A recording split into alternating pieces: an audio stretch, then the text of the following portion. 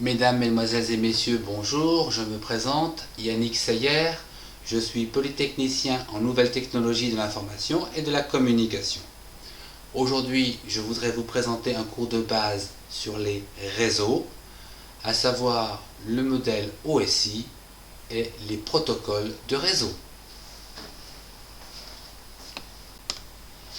Le modèle OSI, Open System Interconnection.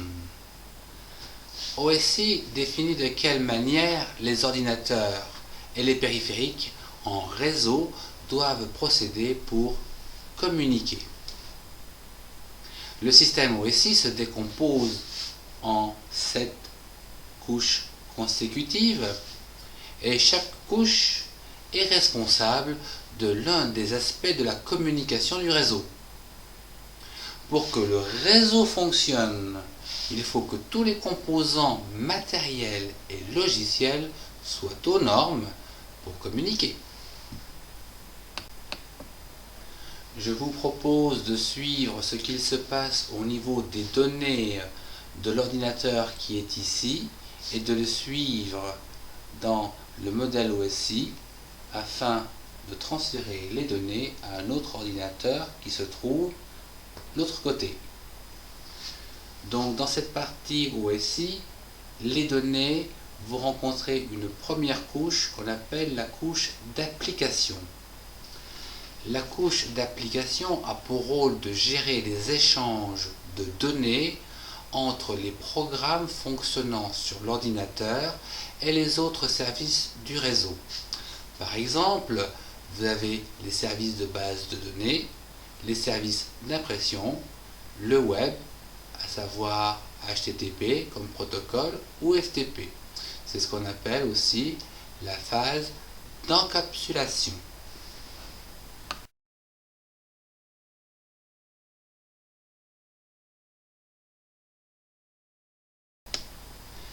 Après la couche d'application, les données passent dans la couche de représentation. La couche de représentation convertit les informations d'un format à un autre format, comme par exemple la compression-décompression. On a une compression qui va se trouver ici et inversement l'autre côté une décompression. Vous avez également le cas du cryptage qui va s'effectuer ici et du décryptage lorsque l'information va remonter sur le deuxième ordinateur.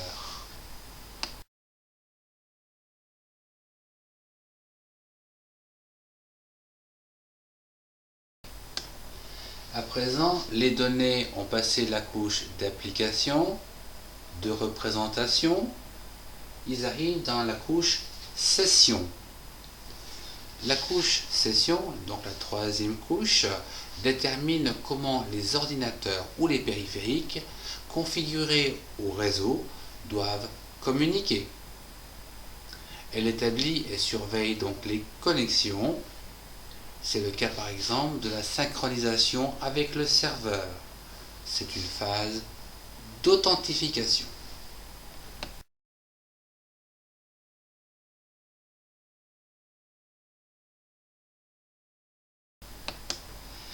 Les données de notre ordinateur ont passé les couches d'application, représentation, session et arrivent à présent dans la couche dite de transport.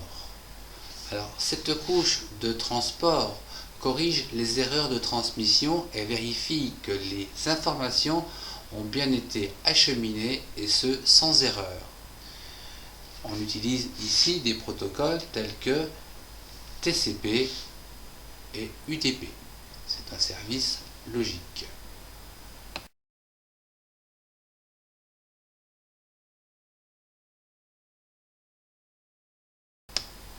Voyons à présent où en sont nos données qui ont passé l'application, la présentation, la session et le transport. Il se trouve à présent au niveau de la couche réseau.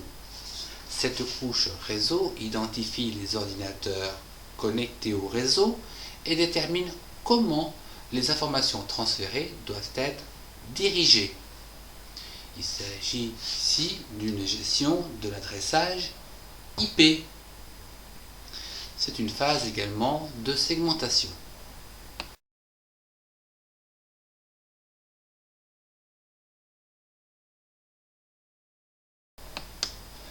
Nos données ont traversé successivement les couches d'application, présentation, session, transport, réseau et arrivent dans la liaison des données. Cette couche liaison de données subdivise les données en sous-groupes pour les transférer au sein du réseau. C'est là où se trouvent les cartes réseau, les passerelles, les switches. Le rôle de cette phase est surtout la détection des collisions et la gestion du protocole Wi-Fi.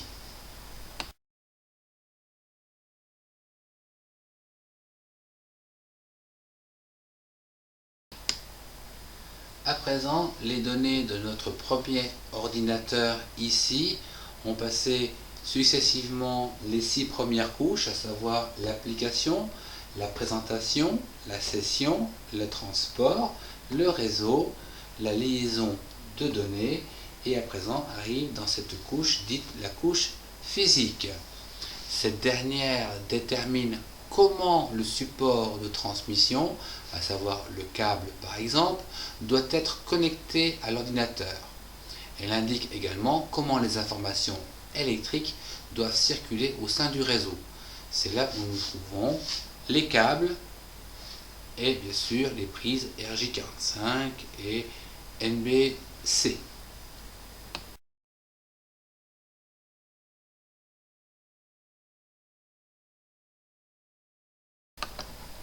Je voudrais résumer la situation. Ici, nous avons un ordinateur à gauche dont nous avons des données que nous voulons transférer sur l'ordinateur qui se trouve à droite. Pour ce faire, nous utilisons un modèle OSI afin de normaliser les données pour qu'elles soient transférables. Nous avons vu que ces données passent les 7 premières couches ici avant d'être transférées. Nous supposons à présent qu'elles sont transférées juste en aval donc de notre ordinateur de droite, où elles vont donc repasser dans le modèle OSI de façon à être réutilisables, puisqu'ici elles sont sous forme de transfert. Donc la couche la plus basse, c'est la couche physique qui se trouve ici, donc c'est la première couche par laquelle les données vont passer. Je vous rappelle que c'est une couche où se trouve le câblage, les répéteurs, les RJ45. Puis ces données vont passer dans l'avant-dernière couche, donc c'est liaison de données, où on va y trouver la carte réseau. Puis ici, dans la partie réseau, c'est-à-dire la couche réseau ici, on va y trouver la gestion des IP. Puis en remontant, nous allons trouver le transport dans lequel on a TCP, UDP. Dans la session, nous allons trouver ici l'authentification dans la session. Puis, une fois que nous nous retrouverons dans la présentation, il y aura le décryptage par exemple ou la décompression des informations. Et enfin, au niveau de la présentation, et bien là, c'est donc une couche, comme nous l'avons vu tout à l'heure, soit de base de données, soit de FTP ou soit de HTTP pour le web.